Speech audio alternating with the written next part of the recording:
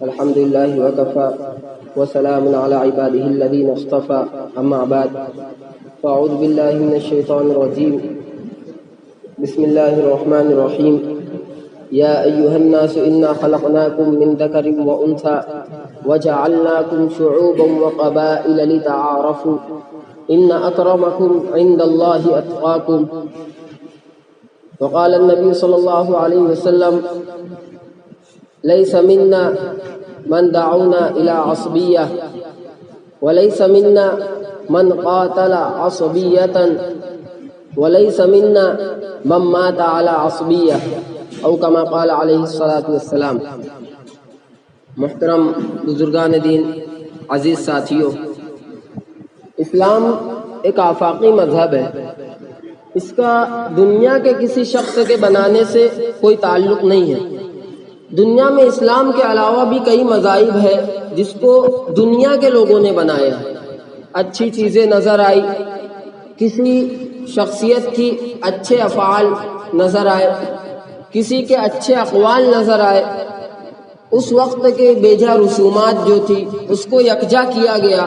اور اس کو جوڑ کر ایک مذہب کا نام دے دیا گیا۔ اسی طرح دنیا میں کئی مصنوعی جو دین ہے، مذاہب ہے، وہ لوگوں نے بنائے، مگر اسلام جو ہے وہ ایک آفاقی مذہب ہے۔ یہ آسمان سے ہی نازل ہوا ہے اور اس کے احکامات، اس کے فرائض، اس کے واجبات سب آسمان سے نازل ہوئے ہیں۔ دنیا کے کسی شخص کے بنانے سے اس کا کوئی تعلق نہیں ہے۔ اللہ تعالیٰ نے قرآن میں ارشاد فرمایا ہے ان الدین عند اللہ الاسلام، کہ اللہ کے نزدیک جو قابل قبول مذہب ہے وہ اسلام ہے۔ ومن یبتغی غیر الاسلام دینا فلن یقبل منہ، اور جو دین اسلام کے علاوہ کسی مذہب کی چاہت کرے گا، دین اسلام کے علاوہ کسی مذہب کی پیروی کرے گا، وہ قیامت کے دن مردود ہوگا، وہ قیامت کے دن قابل قبول نہیں ہوگا۔ وهو فی الآخرۃ من الخاسرین، اور وہ آخرت میں خسارہ اٹھانے والوں میں سے ہوگا، اس کا شمار کافرین میں سے ہوگا۔ تو یہ دین ہے، یہ جو مذہب اسلام ہے یہ ایک آفاقی مذہب ہے، اور اس کا دین، اس کا کسی دنیا کے شخص کے بنانے سے کوئی تعلق نہیں ہے۔ اسلام نے ہر معاملات پر، ہر جگہ پر اپنے ماننے والوں کی پوری طریقے سے رہنمائی کی ہے۔ ایمانیات، دینیات کے لحاظ سے دیکھا جائے، معاشرت کے لحاظ سے دیکھا جائے، معاشیات کے لحاظ سے دیکھا جائے، آپسی معاملات کے لحاظ سے دیکھا جائے، اسلام نے اپنے ماننے والوں کی ہر جگہ رہنمائی کی ہے، اور اس نے آپسی رحم دلی سکھلایا ہے، اس نے محبت سکھلائی ہے، آپس میں کس طرح سے محبت رکھی جائے، آپسی منافرت کو ختم کیا جائے، یہاں تک کہ غیر مسلمین پر بھی کس طرح سے شفقت کا معاملہ کیا جائے، غیروں پر بھی کس طرح سے رحم دلی کا معاملہ کیا جائے، بھائی چارگی کا معاملہ کیا جائے۔ اللہ کے نبی صلی اللہ علیہ وسلم اتنے رحم دل تھے کہ یہودیوں کی دعوت پر آپ نے لبیک کہا، ان کے گھر گئے، ان کے ساتھ کھانا کھایا، اپنے گھر دوسروں کو دعوت دی، ان کے ساتھ رحم دلی کا معاملہ کیا۔ آپ صلی اللہ علیہ وسلم کو مکہ کی زندگی میں کفار نے اتنی اذیتیں پہنچائی تھی، آپ پر پتھر برسائے گئے تھے، آپ کے راستوں میں کانٹے بچھائے گئے تھے، اونٹ کی اوجھڑیوں کو آپ کے اوپر ڈال دیا گیا تھا، طرح طرح سے آپ کو گالیاں دی جاتی تھی، آپ کے بارے میں ہجو کی جاتی تھی، نعوذ باللہ آپ کو پاگل، دیوانہ اور مجنون کہا جاتا تھا، آپ کو طرح طرح سے کوسا جاتا تھا، اتنی تکلیف آپ صلی اللہ علیہ وسلم پر دی گئی۔ لیکن فتح مکہ کے دن وہی کفار سامنے کھڑے ہوئے تھے، فتح مکہ کے دن وہی لوگ سامنے کھڑے ہوئے تھے جنہوں نے آپ کے راستے میں کانٹے بچھائے تھے، جنہوں نے آپ پر پتھر چلائے تھے، جنہوں نے آپ کو گالیاں دی تھی، مگر اللہ کے نبی صلی اللہ علیہ وسلم نے سب کو معاف کر دیا۔ وقت کا تو تقاضا یہ تھا کہ تمام لوگوں کو سامنے کھڑے کر کے تمام کی گردنیں مار دی جائے، تمام کو قتل کر دیا جائے، تمام لوگوں کو اذیت دی جائے، سخت سزا دی جائے، مگر اللہ کے نبی صلی اللہ علیہ وسلم نے اعلان اعلان کر دیا لا تثریب علیکم اليوم، آج کسی پر کوئی الزام نہیں ہے، آج سب آزاد ہے۔ جاؤ کہہ دو مکہ کی عورتوں سے کہ آج تمہارے سہاگوں کو اجاڑا نہیں جائے گا، مکہ کے بچوں کو کہہ دو کہ تمہارے سر سے والد کی شفقت کو ہٹایا نہیں جائے گا، مکہ کی بہنوں سے کہہ دو کہ تم سے تمہارے بھائیوں کا پیار نہیں چھینا جائے گا۔ آج تم سب آزاد ہو، آج اسلام تم سب کو آزاد کرتا ہے، آج ہم آپ لوگوں کو آزاد کرتے ہیں۔ اللہ کے نبی نے سب پر رحم کا معاملہ فرمایا، سب کو آزاد کیا، اور یہی اخلاق دیکھ کے سب لوگ اسلام میں داخل ہوئے۔ لوگ کہتے ہیں اسلام تلوار کے زور سے پھیلا ہے، اسلام اخلاق سے پھیلا ہے۔ ظالم سے لیا ظلم کا بدلہ نہ کسی وقت، مارا بھی تو اخلاق کی تلوار سے مارا۔ اللہ کے نبی صلی اللہ علیہ وسلم اور آپ کے صحابہ نے ایسے اخلاق پیش کیے تھے کہ لوگ دیکھ کر ایمان لے آیا کرتے تھے۔ اللہ کے نبی کی وفات کے بعد صحابہ کرام جب دنیا میں پھیلے تو آپ نے تبلیغ سے زیادہ لوگوں کو اسلام میں کیسے لایا جائے یہ سمجھانے سے زیادہ اپنے اخلاق پیش کیے۔ جب لوگوں نے دیکھا کہ کچھ لوگ عرب سے آئے ہوئے ہیں اور وہ کہتے ہیں کہ ہم مسلمان ہیں، اسلام دین کو پیش کر رہے ہیں، ان کے اخلاق ایسے ہیں، لوگ دیکھ کر خود حلقہ بغوش ہوئے۔ تو یہ چیزیں اللہ کے نبی نے صحابہ کرام کو سکھلائی تھی، اور اسلام نے یہ تمام چیزیں مسلمانوں کو سکھلائی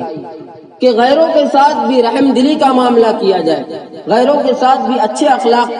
کا برتاؤ کیا جائے۔ صحابہ کرام نے جب ہجرت فرمائی مکی زندگی میں، اللہ کے نبی صلی اللہ علیہ وسلم کے ساتھ صحابہ کرام پر بھی بہت زیادہ ظلم ہو گئے، صحابہ کرام پر بھی ظلم کیے گئے، ان کو مارا گیا، ان کو کاٹا گیا، ان کو تپتی ہوئی ریت پر لٹایا گیا۔ اللہ کے نبی نے ہجرت کا حکم دیا، تمام صحابہ نے ہجرت کی، مکہ سے مدینہ کی طرف ہجرت کی، اپنے تمام اموال کو چھوڑ دیا، اپنی زمینیں چھوڑ دی، اپنے گھر بار چھوڑ دیے، اپنے آبا و اجداد کی نشانیاں چھوڑ دی اور مدینہ منورہ پہنچ گئے۔ وہاں انصار نے ان کا خیر مقدم کیا۔ انصار نے یہ نہیں دیکھا کہ آنے والے کون سے قبیلے کے ہیں، وہ نہیں پہچانتے تھے، وہ صرف جانتے تھے کہ یہ اسلام کے ماننے والے ہیں، یہ مسلمان ہیں۔ ابھی میں نے آپ لوگوں کے سامنے جو آیت پڑھی، یا ایھا الناس انا جعلناکم خلقناکم من ذکر و انثی، اے لوگو ہم نے تم کو ایک مرد و عورت سے پیدا کیا ہے، اور تم میں جو مختلف قومیں بنائی، مختلف قبائل بنائے، تم کو مختلف قبائل میں جو بانٹا وہ اس لیے نہیں بانٹا کہ آگے چل کر تمہیں ایک دوسرے پر فخر کرنے لگو، ایک دوسرے کو نیچا دکھلانے لگو، بلکہ اس لیے تم کو تقسیم کیا تاکہ تم آپس میں پہچان کر سکو، ایک دوسرے کو پہچان سکو، ایک دوسرے کے قبیلوں کی عزت کرو، ایک دوسرے کی برادری کی عزت کرو۔ حسب و نسب کو ختم کر دیا اور فرمایا ان اکرمکم عند اللہ اتقاکم، اللہ کے نزدیک قابل تکریم وہ نہیں ہوگا جس کا قبیلہ بڑا ہو، قابل تکریم وہ نہیں ہوگا جو حسب و نسب کے اعتبار سے اونچا ہو، بلکہ اللہ کے نزدیک قابل تکریم وہ ہوگا جو اللہ سے زیادہ ڈرنے والا ہو، اللہ کے احکامات کو پورا کرنے والا ہو، دین کے احکامات کو پورا کرنے والا ہو،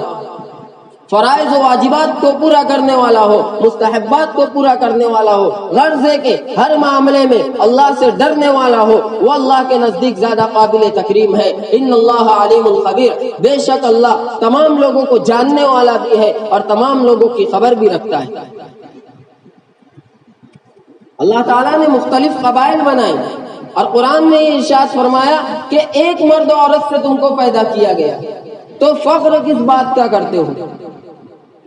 صحابہ کرام بھی الگ الگ جماعت کے تھے، الگ الگ قبائل کے تھے۔ اللہ نے آپ صلی اللہ علیہ وسلم کے نزدیک جن صحابہ کو جمع کیا وہ بھی مختلف قبائل کے تھے، مگر ایک دوسرے پر قبائل کو لے کر، برادری کو لے کر فخر نہیں کیا کرتے تھے، عصبیت پرستی میں مبتلا نہیں تھے۔ اللہ نے حضرت ابو بکر رضی اللہ عنہ کو بنی تمیم سے چنا، حضرت عمر کو بنی عدی سے چنا، حضرت عثمان کو بنی امیہ سے چنا، حضرت علی کو بنی قریش سے چنا، حضرت سلمان کو فارس سے چنا، حضرت بلال کو حبشہ سے چنا، حضرت صہیب کو روم سے چنا، حضرت ابو ہریرہ کو یمن سے چنا، اور سب کو لا کر اللہ کے نبی کے قدموں میں ڈال دیا۔ یہ آپس میں برادری کے لحاظ سے الگ تھے، قبائل کے لحاظ سے الگ تھے، زبان کے لحاظ سے الگ تھے، مگر ان کا دل اسلام اسلامی لحاظ سے ایک تھا، یہ کلمے کی بنیاد پر ایک ہوئے تھے، یہ کلمے کی بنیاد پر آپس میں رحم دلی کا معاملہ کیا کرتے تھے۔ اللہ تعالیٰ ان کے بارے میں چند جملے میں ان کی تعریف یوں فرماتا ہے کہ رحماء بینہم، یہ آپس میں رحم دل تھے، آپس میں محبت رکھنے والے تھے، آپس کے آپس منافرت کو ختم کرنے والے تھے۔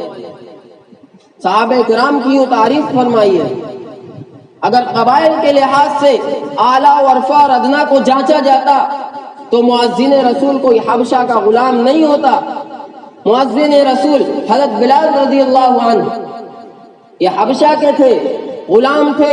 ان کی اصل غلام تھی، ان کے والد ان کے دادا سب غلام تھے، رنگت کے لحاظ سے بالکل کالے تھے۔ اگر نسل پرستی کی جاتی، عصبیت پرستی کی جاتی تو مؤذن رسول حضرت بلال رضی اللہ عنہ نہیں ہوتے، بلکہ کوئی بڑے قبیلے کے بڑے صحابی ہوتے۔ اللہ کے نبی صلی اللہ علیہ وسلم نے اس کو ختم کیا، عصبیت پرستی کو ختم کیا۔ آج عصبیت پرستی کو رواج دیا جا رہا ہے۔ صحابہ کرام مال و دولت کے لحاظ سے ایک دوسرے پر فخر نہیں کرتے تھے، نہ اولاد کے لحاظ سے نہ مال کے لحاظ سے۔ ان کے سامنے اللہ کا یہ فرمان تھا، اعلموا انما الحیات الدنیا لعب ولہو وتفاخر بینکم وتکاثر فی الاموال والاولاد، جان لو یہ دنیا کی چند روزہ زندگی یہ کھیل تماشا ہے۔ لوگ سوچتے ہیں اولاد کے لحاظ سے ہم آگے بڑھ جائے، مال و دولت کے لحاظ سے ہم آگے بڑھ جائے، حسب و نسب گنا کر سامنے والے پر فخر کرے، یہ سب بیجا ہے۔ صحابہ کرام سبقت کیا کرتے تھے، ایک دوسرے کی ہرس جو کیا کرتے تھے وہ دین کے معاملے میں کیا کرتے تھے۔ جو مسابقہ آرائی ان کے درمیان ہوتی تھی وہ دین کے معاملے میں ہوا کرتی تھی۔ آپ نے ہزاروں بار سنا ہوگا حضرت ابو بکر رضی اللہ عنہ اور حضرت عمر رضی اللہ عنہ۔ حضرت عمر پوری زندگی حضرت ابو بکر رضی اللہ عنہ سے آگے بڑھنے کی کوشش کیا کرتے تھے، اعمال میں، اسلامی احکامات میں، فرائض و واجبات میں، مستحبات میں، کہ کس طرح میں حضرت ابو بکر رضی اللہ عنہ سے آگے بڑھ جاؤں۔ اور انہی لوگوں کے بارے میں قرآن میں ارشاد ہے، والسابقون السابقون اولئک المقربون، یہی وہ صحابہ کرام تھے جو آپس میں مسابقہ کیا کرتے تھے دینی معاملے میں، اور یہی لوگ ہوں گے جو اللہ کے سب سے زیادہ نزدیک قیامت کے دن ہوں گے۔ قیامت کے دن بڑے قبیلے والا نہیں ہوگا، کسی بڑے قبیلے کے بڑے شخص کو پکار کر اللہ اپنے نزدیک نہیں بیٹھائے گا، کسی بڑے حسب و نسب والے کو بلا کر اپنے قریب نہیں بیٹھائے گا، بلکہ اعمال کو میزان پر رکھا جائے گا اور دیکھا جائے گا کہ کس کا میزان اعمال کے لحاظ سے زیادہ جھکتا ہے، اللہ اس کو بلا کر اپنے قریب بیٹھائے گا۔ آج عصبیت پرستی کا رواج دوسرے مذاہب میں چھوڑو، ملکی لحاظ سے بھی عصبیت پرستی تیزی سے بڑھ رہی ہے، وہ چھوڑو ہمارے ملک کا، یہاں پر دیگر مذاہب کے لوگ رہتے ہیں، ان میں عصبیت پرستی تیزی سے بڑھ رہی ہے۔ ان میں سے تو ایسا ہے کہ بڑی جماعت کے لوگ ہوتے ہیں، بڑے فرقے کے جو لوگ ہوتے ہیں، وہ چھوٹے لوگوں کو اپنے قریب بھی نہیں آنے دیتے، اپنی عبادت گاہوں میں گھسنے اور داخل نہیں ہونے دیتے، اور اگر وہ غلطی سے ان کی عبادت گاہوں میں گھس جائے تو وہ پوری عبادت گاہیں دھویا کرتے ہیں۔ برہمن، آچاریہ، یہ سب جو بڑی جاتی کے لوگ ہیں اور بڑے کہلاتے ہیں، یہ لوگ دلتوں کو اپنے قریب بھی پھٹکنے نہیں دیتے، دلتوں کا سردار ہی کیوں نہ آ جائے اپنی عبادت گاہوں میں گھسنے نہیں دیتے، اور اگر غلطی سے گھس گیا تو پوری مسجد، پوری عبادت گاہیں دھوئی جاتی ہے اور اس کی بے عزتی کی جاتی ہے، صرف تعصب کی بنیاد پر، عصبیت پرستی کی بنیاد پر۔ اور یہی عصبیت پرستی وہاں سے نکل کر مسلمانوں میں بھی آ گئی ہے۔ صوبائی سطح پر چھوڑو، مالیگاؤں شہر، آج یہ شہر جو مسجدوں اور میناروں کا شہر کہا جاتا ہے، یہاں پر ہر سال 250 سے زیادہ حفاظ کرام بنتے ہیں، ہر سال 50، 60 سے 70 تک علماء کرام فارغین یہاں پر آتے ہیں، علماء بنتے ہیں۔ یہاں پر ہر جگہ اسٹیج لگایا جاتا ہے، دینی تعلیم سے لوگوں کو آشنا کیا جاتا ہے، خواتین کے لیے درس قرآن ہوتا ہے۔ شہر علماء کا، صلحاء کا، ادباء کا، شعراء کا شہر کہلاتا ہے، مسجدوں اور میناروں کا شہر کہلاتا ہے۔ یہاں پر باشعور و سنجیدہ افراد رہتے ہیں، مگر یہاں بھی عصبیت پرستی لوگوں کے دلوں میں آ بیٹھی ہے، اور عصبیت پرستی کا زہر لوگوں میں گھلا جا رہا ہے، لوگ عصبیت میں پڑے ہیں۔ اور سب سے بڑی بات یہاں عصبیت کی جو ہے، ڈھکے چھپے الفاظ میں کہنے سے کوئی فائدہ نہیں ہوتا، اور نہ میں ابھی ڈھکے چھپے الفاظ میں کہوں گا کہ اس طریقے کی یہاں عصبیت پرستی ہوتی ہے۔ ایک دم کھل کر کہوں گا کہ یہاں جو عصبیت پرستی ہوتی ہے وہ انصاری، دکنی، مومن برادری کی لے کر ہوتی ہے۔ یہ چیزیں کس کے سامنے بیان کی جائے؟ جمعہ میں مصلیان کرام یہاں پر آتے ہیں، اسٹیج سے بیان کی جائے گی، کہیں گے اگر سمجھایا جاتا تو الٹا جو مصلح ہوتا ہے، جو سمجھانے والا ہوتا ہے، اس پر وار کیا جاتا ہے۔ یہاں پر کھلے الفاظ میں کہوں گا کہ مالیگاؤں شہر میں ابھی عصبیت پرستی عروج پر ہے، لوگوں کے ذہن و دماغ میں یہ چیزیں بھری جا رہی ہے۔ لوگ انصاری اور دکنی میں پڑے ہوئے، خان پٹھان حلوائی قریشی میں پڑے ہوئے، اور یہ زہر کو اپنے اندر لا رہے، اور اس کی وجہ سے آپسی منافرت میں، حسد، جلن اور بغض میں پڑ رہے۔ یہ چیزیں بہت تیزی سے ہمارے اندر بڑھ رہی ہیں۔ مسجدوں میناروں کا شہر تھا، علماء کرام کا شہر تھا، دینی تبلیغی جماعت کے بھی احباب یہاں پر بڑی تیزی سے اپنا کام کرتے ہیں، علماء کرام بھی جگہ جگہ اسٹیج لگا کر بیانات کرتے ہیں، جمعہ میں بیانات ہوتے ہیں۔ خواتین کے لیے یہاں پر درس قرآن ہوتا ہے، باہر شہروں میں جاؤ ایسا نظم نہیں ہوتا، یہاں پر تو خواتین کو بھی دینی تعلیم سے آشنا کروایا جاتا ہے۔ اتنا کچھ ہونے کے بعد بھی عصبیت پرستی اٹھ رہی ہے، لوگوں کے ذہن و دماغ میں یہ چیزیں آ رہی ہیں۔ پہلے کا دور تھا، بہت پرانی بات نہیں، آج سے 40-50 سال قبل، جب ہم پیدا بھی نہیں ہوئے تھے، آپ کے دور کی بات کر رہا ہوں۔ آپ کے دور میں یہ سب چیزیں دیکھی جاتی تھی۔ دن بھر آج کے جو بزرگ حضرات ہیں کٹھن محنت کیا کرتے تھے، دن بھر کی محنت کرنے کے بعد جب گلی محلے کے لوگ لوٹا کرتے تھے اپنے گھروں پر، تو رات میں آپس میں مل کر ہنسی مذاق کیا کرتے تھے، بیٹھا کرتے تھے، مشورے کیا کرتے تھے۔ ایک ہی کھٹیے پر انصاری بھی بیٹھا ہوتا تھا، ایک ہی کھٹیے پر دکنی بھی بیٹھا ہوتا تھا، خان اور شیخ بھی بیٹھا ہوتا تھا، آپسی محبت ہوتی تھی، وہم و گمان میں بھی نہیں ہوتا تھا۔ عصبیت پرستی کے عین سے اور تعصب پرستی کے تاج سے یہ لوگ واقف نہیں تھے۔ بچے دن بھر اسکول و مدرسے سے فارغ ہو کر جب عشاء کے وقت جمع ہوتے تھے، کھیلا کرتے تھے، تو ان کے ذہن و دماغ میں بھی یہ چیزیں آتی نہیں تھی کہ ہماری جو ٹیم ہے، ہماری جو جماعت ہے، ہماری جو سرکل ہے، اس میں کتنے انصاری ہیں اور کتنے خان اور پٹھان ہیں۔ یہ سب چیزیں ان میں نہیں آتی تھی۔ اگر گھروں میں کھانا پکتا تھا تو پڑوسی کے گھر میں، پڑوسی اگر 3-4 ہو تو یہ نہیں دیکھا جاتا تھا اس میں 2 پڑوسی انصاری ہیں، 2 پڑوسی دکنی ہیں، تو ایک بوٹی انصاری کے گھر میں یا دکنی کے گھر میں کم بھیجی جائے۔ آج سامنے کوئی رہنے کے لیے آتا ہے تو بازو والے سے پوچھتے ہیں کہ سامنے جو آیا ہے وہ انصاری ہے کہ دکنی ہے، تاکہ یہاں سے تعصب کو اٹھایا جائے۔ بچہ جب کھیلنے کے لیے، دوستی کرنے کے لیے ہاتھ بڑھاتا ہے کسی سے، تو دوستوں سے پوچھتا ہے یہ جس سے میں دوستی کر رہا ہوں یہ انصاری ہے یا دکنی ہے۔ اس طریقے کا زہر گھولا جا رہا ہے گھروں میں۔ جب بڑے ہی انصاری اور دکنی کرتے ہیں تو بچوں کے دماغ میں یہ چیزیں کیوں نہیں آئے گی؟ پہلے بانٹ دیا، سنی، دیوبندی اور اہل حدیث کرتے، مسلمانوں کو بانٹ دیا، الگ الگ کر دیا، اس کے بعد ملکی سطح پر بٹے، اس کے بعد صوبائی سطح پر بٹے، اس کے بعد شہری اور دیہاتی سطح پر بٹے، اور ان میں سے جو چند باقی رہ گئے ان کو انصاری اور دکنی اور شیخ کے نام پر بانٹ دیا گیا۔ آج کوئی بچہ دوست بنانا چاہتا ہے، کوئی اپنے دوستوں کے ساتھ گھومتا ہے، کوئی سرکل میں جاتا ہے تو دیکھ لیتا ہے کہ ہم یہاں 6 لوگ موجود ہیں، 12 لوگوں کا سرکل ہے، تو یہ 6 میں کوئی انصاری تو یا کوئی دکنی تو موجود نہیں ہے نا۔ یہ چیزیں دماغ میں آتی ہی ہے اور اس کا بڑا نقصان ہوتا ہے۔ اللہ کے نبی صلی اللہ علیہ وسلم نے فرمایا کہ وہ شخص ہم میں سے نہیں ہے جو عصبیت پرستی کو بڑھاوا دے۔ بڑے بڑے داڑھی رکھنے والے، کرتا پائجامہ پہننے والے، تہجد گزار علماء، صلحاء، حج کرنے والے، تہجد میں اٹھ کر تسبیح پڑھنے والے، جماعت میں چلے اور 4 مہینے لگانے والے اگر عصبیت پرستی کو ہوا دیتے ہیں تو اللہ کے نبی کی یہ حدیث سن لے، جس نے عصبیت پرستی کو ہوا دی اور لوگوں کو اس کی دعوت دی وہ ہم میں سے نہیں، جو عصبیت پرستی کی وجہ سے لڑا وہ ہم میں سے نہیں، اور جس کی موت یا عصبیت پرستی کی وجہ سے ہوئی وہ ہم میں سے نہیں ہے۔ فقہاء کرام نے کتابوں میں لکھا ہے کہ 4 لوگوں کی نماز جنازہ پڑھنا بھی جائز نہیں ہے۔ اس میں سے ایک ڈاکو، رہزن،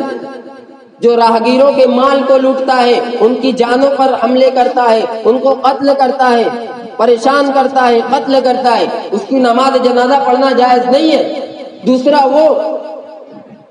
جو عادل بادشاہ اسلامی حکومت میں عادل بادشاہ کے خلاف بغاوت کرے اس کی نماز جنازہ پڑھنا جائز نہیں ہے۔ تیسرا وہ جو شہر اور گاؤں میں رہتے ہوئے مہلک ہتھیار کے ذریعے غریبوں پر ظلم کرتا ہے، ان کے خون پسینے کی کمائی ہوئی روٹی کو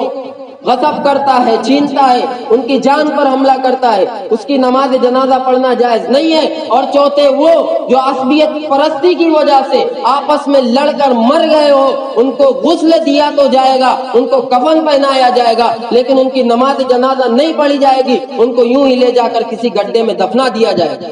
فقہائے کرام نے لکھا ہے اور اسی حدیث کی بنا پر لکھا ہے کہ جو عصبیت پرستی کرتا ہے اللہ کے نبی نے فرمایا وہ ہم میں سے نہیں ہے۔ آج عصبیت پرستی کو رواج دیا جا رہا ہے اور برادری واد کھیلا جا رہا ہے، اور اس کو لے کر لوگوں کے درمیان تفریق پیدا کی جا رہی ہے، منافرت پیدا کی جا رہی ہے۔ اس